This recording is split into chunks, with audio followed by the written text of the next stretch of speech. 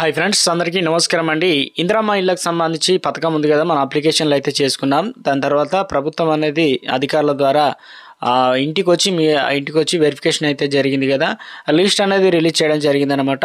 So ఆ list అనేది మనం ఎలా చెక్ చేసుకోవాలి మన ఫోన్లో అని చెప్పేసి క్లియర్గా చెప్తానండి. ఇక్కడ కనిపిస్తుంది కదా ఇందిరమ్మ ఇల్లు వెబ్సైట్ అనేది. ఇక దాని తర్వాత వచ్చేసి ఫస్ట్ వెబ్సైట్ కనిపిస్తుంది కదా, ఈ వెబ్సైట్ పైన మనం క్లిక్ చేయాలన్నమాట.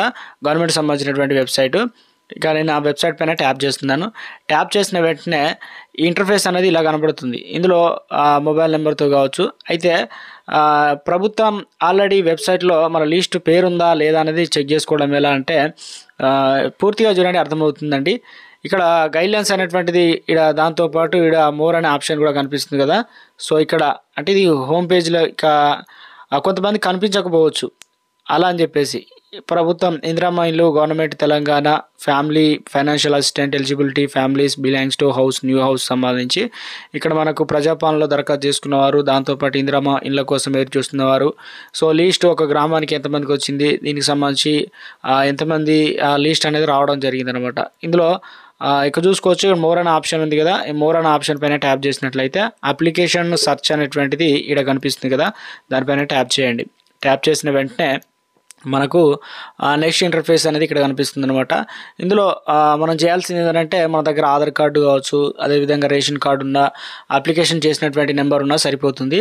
ఇక్కడ చూసుకోవచ్చు మనం ఎన్ని రకాల ఆప్షన్లు అడుగుతున్నారు అన్నది. ఇక్కడ చూసినట్లయితే ఆ మొబైల్ నెంబర్తో కానీ దాంతోపాటు ఆధార్ కార్డు సంబంధించినటువంటి డీటెయిల్స్ కావచ్చు, అదేవిధంగా అప్లికేషన్ ఐడి, ఇక ఎఫ్ఎస్సి కార్డు అంటే మీ దగ్గర రేషన్ కార్డు ఉన్నా కూడా ఏదైనా ఒక దాన్ని చూజ్ చేసుకొని మనం ఈ రకంగా అయితే మనం అప్లికేషన్ సంబంధించినటువంటి ఏదైతే మొబైల్ నెంబర్ అంటారు కదా, ఆ రోజు మన అప్లికేషన్ చేసేటప్పుడు ఏ నెంబర్ ఇచ్చామో అదైతే మనం తీసుకొని అప్లికేషన్ అయితే చేసుకోవచ్చు. అంటే లిస్ట్ ఉందా లేదని చూసుకోవచ్చు అనమాట, పేరు ఉందా లేదని చెప్పేసి ఎవరు అర్హులు ఏంటన్నది. సో ప్రస్తుతానికి నేను ఆధార్ కార్డు సంబంధించి అందరి దగ్గర ఉంటుంది కాబట్టి కొంత ఈ రకంగా నేను ఆధార్ కార్డు సంబంధించిన డీటెయిల్స్ పైన ట్యాప్ చేస్తున్నానండి. సో ఇక్కడ మనకు ఎంట్రీ చేసిన వెంటనే మనకు అడుగుతుంది ఏంటంటే మీ ఆధార్ కార్డు సంబంధించిన డీటెయిల్స్ అనేది ఎంట్రీ చేసి గో టు అనే దానిపైన సెర్చ్ చేయండి. సెర్చ్ చేసినప్పుడు డీటెయిల్స్ అనేది కనిపిస్తుంది అనమాట. నాదొక స్మాల్ రిక్వెస్ట్ అండి, ముందుగా వీడియోస్ ఉంది ప్రతి ఒక్కరు కూడా సబ్స్క్రైబ్ చేసుకోండి. ప్రభుత్వం నుంచి వచ్చే లేటెస్ట్ అప్డేట్ అన్ని కూడా అందరికంటే ముందుగా తెలియజేస్తాను.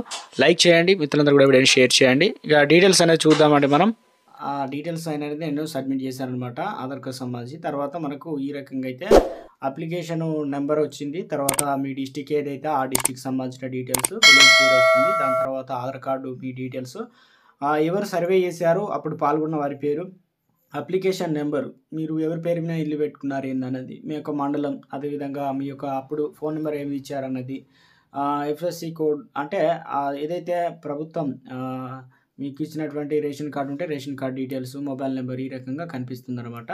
సో మొత్తానికి రాష్ట్రంలో ఏదైతే ఉన్నాయో ప్రభుత్వం మొత్తానికి మొదటి లిస్ట్ అయితే రిలీజ్ చేయడం జరిగిందనమాట.